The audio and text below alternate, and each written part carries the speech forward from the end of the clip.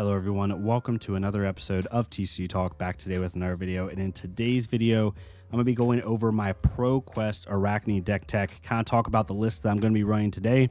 The time that you watch this, I'll be heading to my ProQuest to play, so hopefully I give you a good video tomorrow on my results, good or bad. But I want to go over the list very extensively. I'm going to go over every choice, why I made every choice, like especially a couple of inclusions I have that I've never had in a Arachne deck before, and just kind of give my thoughts on the meta and hopefully give you a good baseline if you want to take this deck, tune it to your own liking, and then play the deck. Hopefully I can answer all questions. And then the sideboard guide is not fully completed in this video, but by the time you watch it, I'll have it fully sideboarded out for you so you know what to bring in and so on and so forth. So we'll get right into it. If you're new to the channel, welcome. Thank you so much for stopping by. Hopefully enjoy your stay. If you're a long-staying supporter, thank you so much as always. We'll get right into it. So with the Arachne, I have been trying so hard to prove that this hero is just as good as Uziri. Like, to be frank, a lot of people I've noticed, and I'm not picking on any one content creator, player, nothing. Just it's a general consensus in the community, right? People will put Uziri in like high B, low A, or B tier, right? Maybe even A tier, depending on the format. And Arachne's like in D or F. And I'm like, these heroes are not that far apart anymore. There's a lot of like subtlety play lines with daggers and with efficiency and such, where Arachne catches up to Uziri a lot now. Course of Tendency changed the deck a lot. Also, with this heavy D-React meta I think we're about to go into with Guardian and Warrior, I think Uziri's flip ability becomes less and less useful. That's just my opinion. But that's for a different video, a different discussion. Maybe I'll make a top 5 reasons I think Arachne is as good as Uziri video for fun. But I want to get into this deck. I have played probably, I'm going to guess 1,500 to 2,000 games on Arachne completely. On this list specifically, on this iteration, this testing up to ProQuest season, I've probably played like 300 to 500 games. I've been really trying to tune this list to what I like and how I think Arachne should play and things of that nature, right? So we'll get right into it. When it comes to the equipment, everything's pretty standard. We'll go from top to bottom, head to toe. We have Mask of Perdition, very standard. We have Balance of Justice in the sideboard. We'll talk about it. This is really good just to get that additional banish. I normally only activate this when I know I'm going to get silver. So, like, for example, the easiest example is you play Annihilate the Armed against Katsu. They tell you to screw off because they're not going to block you because they're going to try to kill you. And you know attack action is on top, and you know it's highly likely there's probably another attack action under it. I'll pop Mask because so I can get 2 silver, right? I typically don't just pop this to pop it. I only pop it when I think I'm going to get silver. There are a few situations where you just need to banish that additional card when you get the opportunity to do so, i.e. against a Bravo, right? Because the only thing in your list typically that hits Bravo silver-wise is you might get lucky off Leave No Witnesses off a red, probably not, and Rob the Rich. That's literally it. You might hit something with Slay of Scholars, but it's pretty much Rob the Rich. That is the only way you're making silver in that matchup. So, you know, don't get too greedy with not using Mask when you get the chance to do so, to banish an additional card, which could potentially be a power card and really swing the game in your favor. But that's it for the Mask. Tunic is Tunic. Card's good. Best time to use it is, you know, Dagger into something. Being able to do Dagger into Command and Conquer, Dagger into Codex, go get Command and Conquer, Already Dead, right? Dagger into Already Dead, something like that. That's like the ultimate use case for it. The other use case potentially is there's certain times where I don't have a Leave No Witness in Grave, and I'll play Codex into like Annihilate the Armed. You also have the ability to, there's certain plays where like you have a Codex early game and a 1-cost 1 for 5, and you can do like pitch the yellow, activate Tunic, play it for 5, right? Just these efficient lines. That's really what you're trying to do. And then also for defensive, using it off of Oasis against Kano is really good, off of Azalea and stuff like that. So that's Tunic. Flick Knives, it's better than Street Grazers right now. You really need this. Basically, this card tells your opponent you can't go to 2 unless you have like Oasis or Sigil or something. Also very good to help, you know, make a block not cover up, although that's a little bit less likely now with all the fridges, but it does come up. Really, really good card. And then your boot. So Black Tech Whispers have never been more important than they ever have been with Arachne and with Assassin in general, in my opinion. But Black Tech Whispers, there's the reason Graven Call's not in this list is because silver right now in this meta with a heavy Warrior Guardian is very premium very premium. And I want to use my silver on black techs all the time.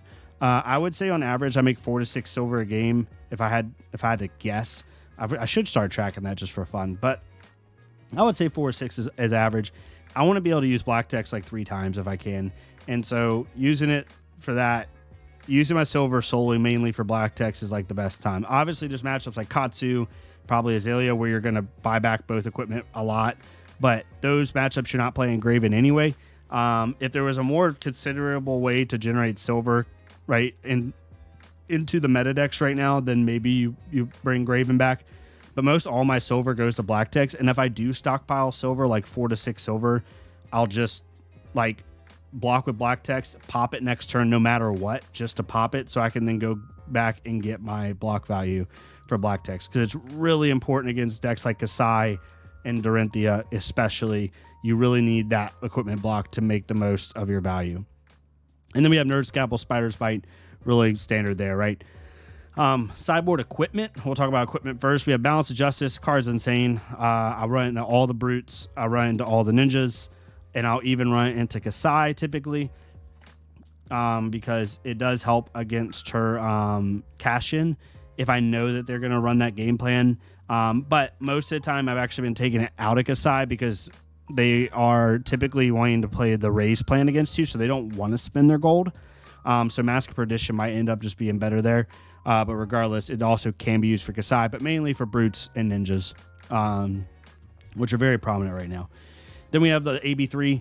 We're respecting Kano. This is from our ProQuest, and we have 2 very good Kano players. So I have to respect Kano. So I have AB3 and Oasis in the side, and we have Scale Peeler. So good in the Victor. Can be good in the Victor. Is very good into the Warriors. It's basically tells Dynamo you don't get to be used the whole game.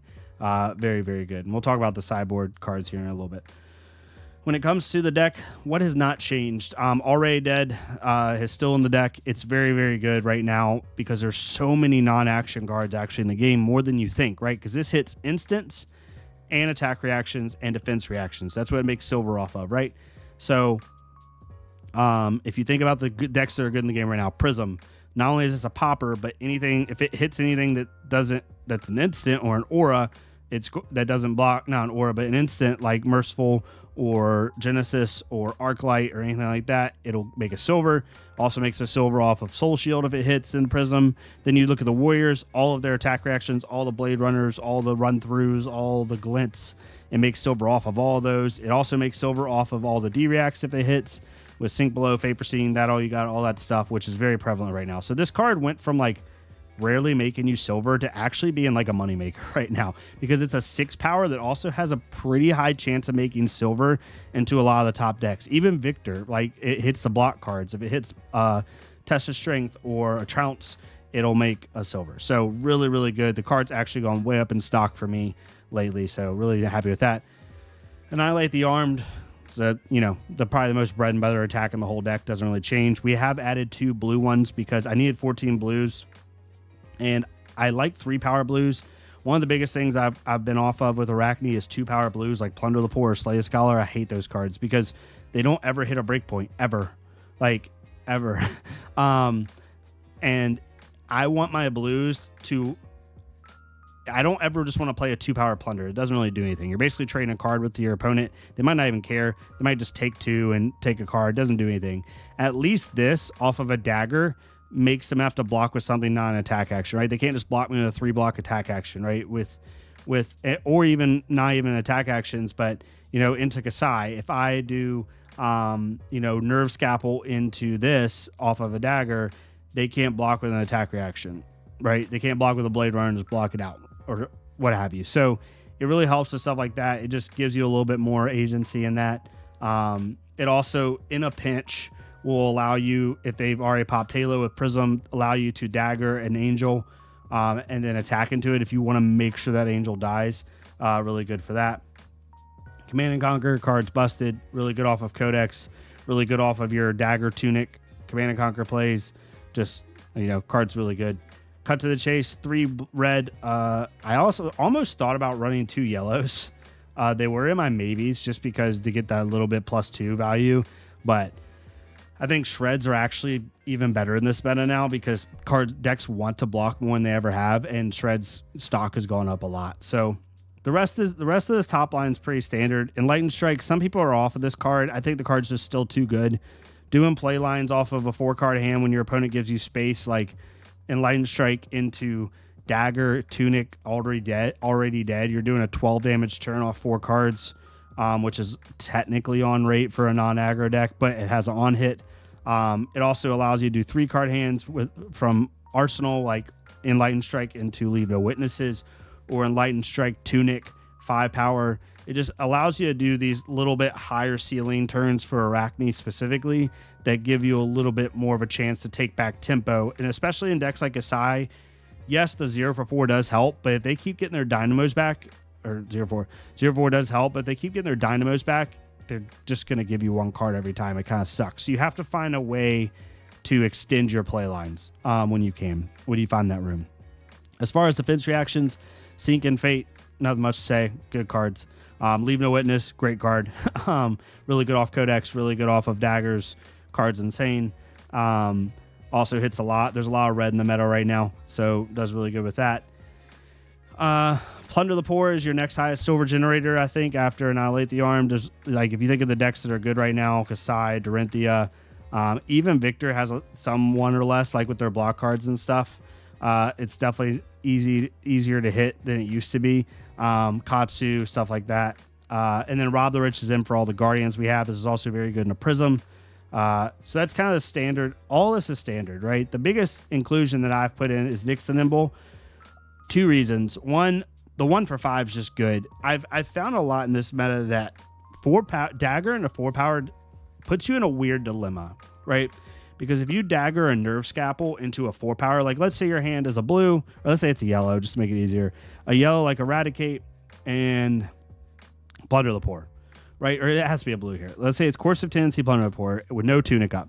And you dagger, and let's say you're playing a Kasai, and your 2 daggers are Skill Peeler and Nerve Scalpel. You have 2 options. You can either Nerve Scalpel, so they can't block with Dynamos, and they have to give you 2 cards to fully block this out.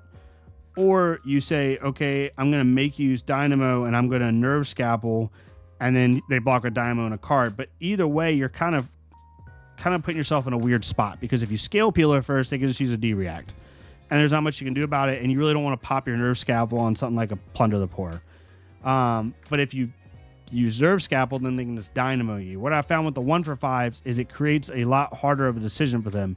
It makes it a lot better for you, because on a 1-for-5, you'll always Scale Peeler, because you Scale Peeler into the 1-for-5, and then now they can't use equipment, or they can, but it's 1 less, right? Can't use Dynamo, and they can't just D-React it and cover it up. They actually have to give you 2 cards, right? And then you're card positive by 1.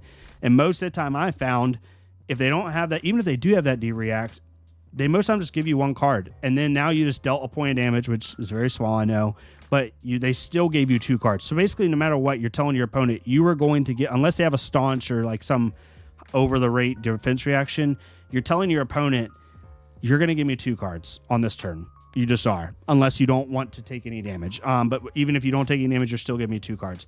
So the 1-for-5s really help for that. So Annihilate the Armed, really, really good for that. Rob the Rich, really good for that. You know, regardless of the matchup and silver generation, it's just good for that in that aspect. And then Nyx the Nimble, the second reason is it's actually pretty good in this meta right now, right? A lot of decks right now are running defense reactions. Kasai, Dorinthia, Victor is starting to after the calling PTLA list. And Bravo runs them. You know, Prism does run Soul Shields. Like there's ways to find reactions. And then on the Warrior side, this also hits all their attack reactions, which is like a quarter of their deck. Even in the Katsu, right? If they run Sinks, Flick Flacks, Ancestral Empowerments, all that stuff, it hits more than you think it does. And the main reason I'm running is because it's another 1-for-5, because I find that play line just a lot more efficient. But it also hits more than you think in this meta. And for my local PQ meta specifically, we have really good Warrior players. And Warrior's the main thing. Like, I have to have a solid game plan to Warrior, or else I'm just going to lose. So Nyx the Nimble was my inclusion. Plunder the Poor and Rob the Rich, both really good. Plunder the Poor is really good into the Warriors and Katsu. Rob the Rich is really good into the Guardians and Prism, right? Slay of Scholars is pretty good into everything right now. It's good into the Warriors. It's not as good into Ninja, obviously, or Prism, but it can be good into other stuff. Codex, Eradicate, like those are simple. When it comes to Shred, we're still on 3 yellow, 2 blue. I don't think you need 3 blue personally. I like running 2 blue solely because late game they'll check my grave and they'll be like, okay, you've played 3 yellows, you've played 2 blues. I can't remember if you pitched one, you might have one left, and then they play around that, which helps you. Playing around a blue shred's a little bit easier than playing around a yellow shred, but it still makes your opponent think about it.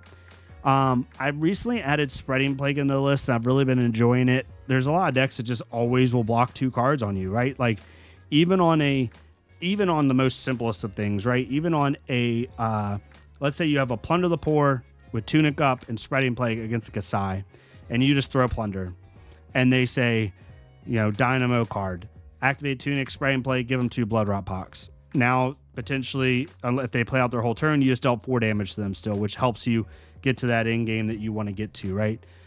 There's also certain times where I've played something like Eradicate, like off of a blue, and I pitch daggers, I play Eradicate, I have Tunic floating with Spreading Plague, and they don't want to get cut to the chase, so they'll block with like 2-3 cards, and then you Spreading Plague and give them 3 Blood Rots after they scale up a lot of resources, right? It's really good with Surgical Extraction, because they'll most of the time block 7 on that card in some way, shape, or form, which is minimum 2 or 3 cards, and you're just making 2 or 3 Blood Rot Pox. So it's been really good for that.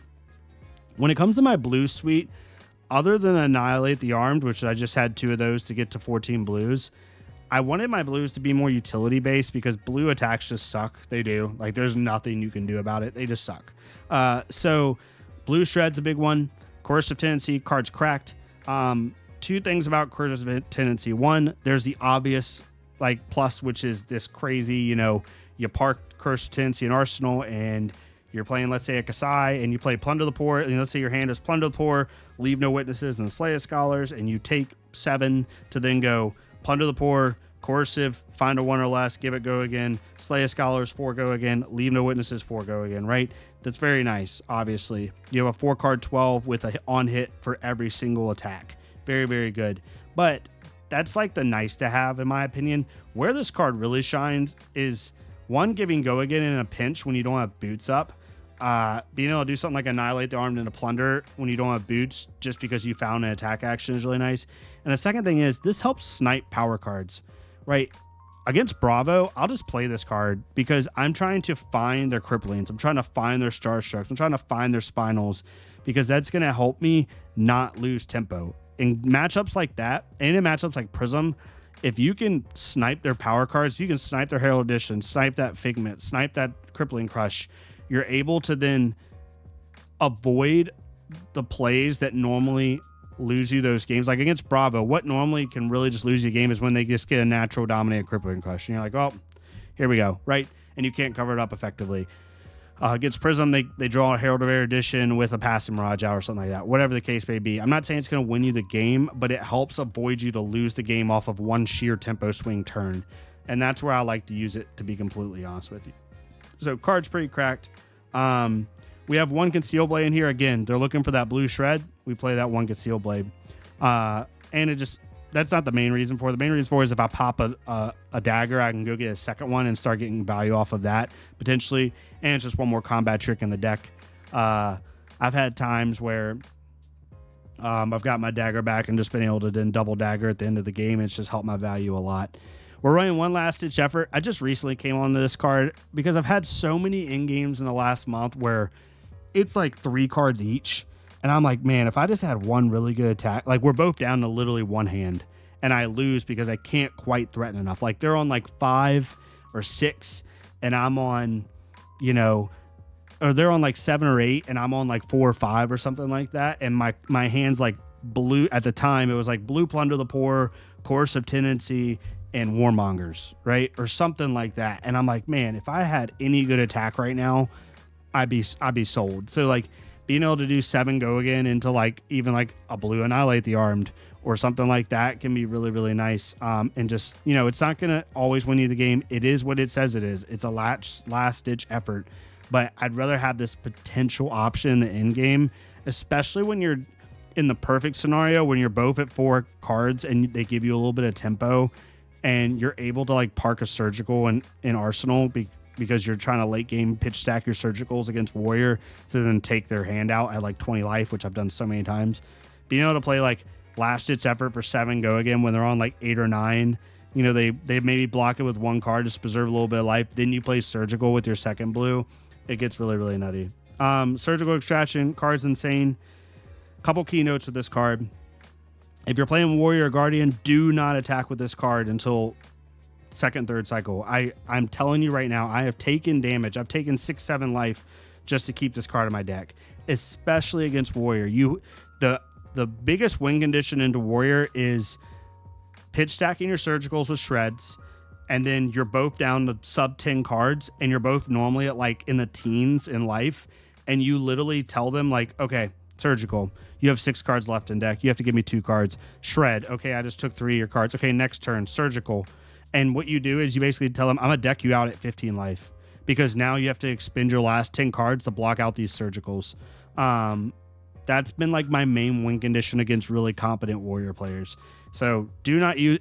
Sometimes, yes, you don't have a choice. You have to use this card.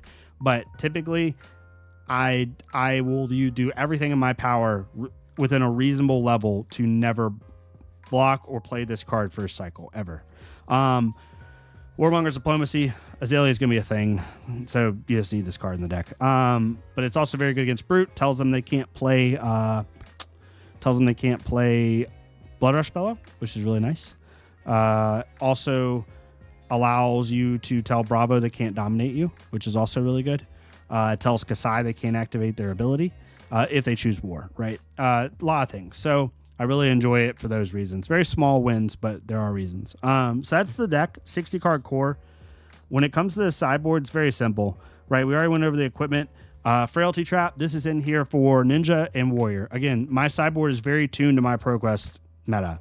My ProQuest meta right now is 2 very good Ninja players, 2 good Warrior players. This is my local, like my store, because I can't really prep for anyone around. There's 2 things to this. One, all of the Jeremiah players or previous Jeremiah players are going to be playing another ProQuest at the same time because they all live in Richmond and they're not going to make the trip down to us because their ProQuest is the same time, same day as us. So I don't have to worry about those people. And that group, like Mara's group and them, are probably going to be playing like maybe Prism, or Mara might even be on Dio, but they'll probably be playing an Illusionist or Kano or something crazy. So I don't have to worry about them as much. So our PQ meta is going to be, what I'm trying to say is our PQ meta is going to be very like regionalized, like very close to us with a couple like stragglers here and there. But we have a lot of Warrior. We have a Bolton player, Kasai player. I know one Dorinthia might be coming in, Hatchets. We have a Levia player. We have 2 Katsus, and we have a Victor that I know of, and a Kano, right? That's pretty much it. So Frailty Trap's very good against the Katsus. It's very good against all 3 of those Warriors. It even has some good play into like Levia, because on Blood Rush Bellows, it like nets you, it blocks a 5 power claw for 4, basically. It makes it go to 4. You only get dealt 1, and the next one comes in for 4. So you're gaining them 2 less value on their claws, which is really nice. And it's also, obviously, it's best in a Warrior. This really tells certain Warrior decks like, okay, I'm giving your first, after you Blade Runner it, I'm going to make it 1 less, and I'm also making your second one less. So you potentially can sometimes get like 4 value off of this card. It acts as at best, it acts as an actual like Sync Blow or Fate Foreseen over 2 attacks. At worst, it gives -1 damage to their second attack. Inertia Trap, this card is actually insane. It's the MVP of Assassin right now. This card is so good. Let's talk about the decks that it's good in. The main deck it's good against is Warrior, Dorinthia, and Kasai. You play this on the second attack, and you tell them whatever arsenal they were trying to keep, they do not get anymore. And against good Kasais and good Dorinthias, they want to park key cards in their arsenal, right? Because Kasai may want to park a blood in her or a raise after they've, made some gold, or they might just want to park a key attack reaction. They try to do these setup turns against you. That's what a lot of people try to do against you and against assassins when they can. And this card just tells you don't get to do that. It's very good in KO when they make might tokens. being able to tell them like, okay, you don't get an Arsenal. You don't get to Arsenal, you know, that wild ride that you drew into, or that Bear Fangs, or whatever the case may be. It can be good in a Guardian even. Victor, when Victor makes the Might tokens, or Victor, you know, sometimes they'll run a Nothos into you. They're not running the Golden Hammer. This tells them they can't Arsenal that defense reaction, so on and so forth. So this really helps a lot. Even in a Katsu, when they Ancestral Empowerment, I'm like, okay, Nurse Trap. I just blocked your card that you're really wanting to get hit, and you're not going to get an Arsenal to, you know, Arsenal combo piece to try to hit me later. Just such a good card. Auto include in every Assassin deck. This card should be in every single Assassin deck in this meta right now. Oasis, the main reason for this is Kano, but also it's for good into Azalea. I think we're going to have one good Azalea player there. It's good into Guardian to help get around the Dominates and the Overpowers, but mainly for Kano. That's mainly what it's for. And that's I'm putting it into Kano, putting it into Guardian, and Azalea. So there's that. And Scale Peeler, this is coming in Victor. This is coming in for Warriors, but mainly. I'll even bring, if I found a Rogue Fi, I would bring this into Fi, because Fi doesn't run a lot of D-Reacts, but you can help prevent their Flamescale Furnace from being able to be blocked efficiently with, potentially, if you can double dagger. You're always going to dagger with Spire's Bite Burst. Very minimal wins, but it can happen. But yeah, so that's the deck. When it comes to the maybes portion, there's a couple cards that are not included. I put them in the maybe on purpose so I could talk about them. One is Fyndal's Fighting Spirit, Poppers for Prism. If I were to run them, I'd run it red to help get around Triumph's Figment. But right now with Prism, I've kind of just conceded that matchup a little bit. That matchup right now is like 40-60 for me. And I don't mean this as any disrespect to Prisms. It's the same thing with Assassins. Is like, if I run into a very competent Prism, I'm going to lose. You should lose. Let's put it that way. You should lose. It should be like a 75-25, right? But if it's a person that maybe just picked up Prism because Jeremiah left, or they've only been on Prism for a little bit, right, then that's different, because that matchup's 40-60 whether I have Poppers or not, to be honest with you. But if I had a couple, and I don't have any local Prisms, so any Prisms that come to our PQ tomorrow are going to be coming from a different area, and I don't know of any right now. And the people that love Illusionist are not going to be there, so I just didn't put it in the list. Sigil, card's good.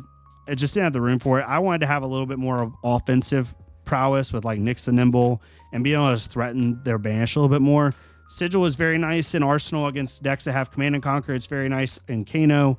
Very nice to get around some Dominate effects where you don't die or something like that. But the card, I have found, when you get it second cycle, it feels really, really bad. And it can really actually stunt your tempo. And so I've been kind of off the card. If I did run it, I'd run it at a 1 of. If I ever took out Nyx and Nimbles, I'd probably run in like 1 Sigil and then add in a 1 of like a Death Touch or something. But yeah, I was on 1 Death Touch for a while. 2 unmovables. I did have these, but on 14 blues, just too low blue count. If you want to run this card in Arachne or Assassin in general, you need to have at least 17 blues. Minimum. Probably 18. This card's super, super clunky when you go under 17 blues. And then Cut to the Chase was like my pet one I wanted. Graven Call, like I said, I love this card to death. I spoiled it, but right now silver's just too premium, and I can't justify buying back that Graven Call. It doesn't net you enough value in this meta with the silver that you make. So hopefully that made sense. If there's anything I didn't cover, like I said, I will update the matchup guide in here for you all, so you understand the sideboarding and stuff like that. I had some pretty unique inclusions with the Nyx and Nimbles and with the Last Ditch Effort and Spreading Plague. You don't see those as much. We definitely don't see Spreading Plague and Nyx and Nimble in Arachne specifically. So I'm really excited about those inclusions. Hopefully it can throw some people off a little bit. But yeah, thank you all so much for tuning into this. Hopefully it made sense. If you have any questions, please leave them down below. Hopefully I can give you a good video tomorrow on what I did, whether I went 5-0 and made top 8 or went 0-5. We'll talk about it. But I feel as confident as I've ever felt on Arachne, but it's still Arachne. You know, as confident as I feel and as competent as I feel on the hero, it's still like a mid-tier hero at best. So, you know, if I don't do well, I don't do well. It's fine. But thank you so much for watching. If you like this type of content, please leave a like, comment, or subscribe. If not me, it's totally fine. Go to another creator, leave a like, comment, subscribe on their stuff so we can get more people seeing this game, playing more TCGs, having more fun. And I'll see y'all next time on TCG Talk. Thank y'all so much.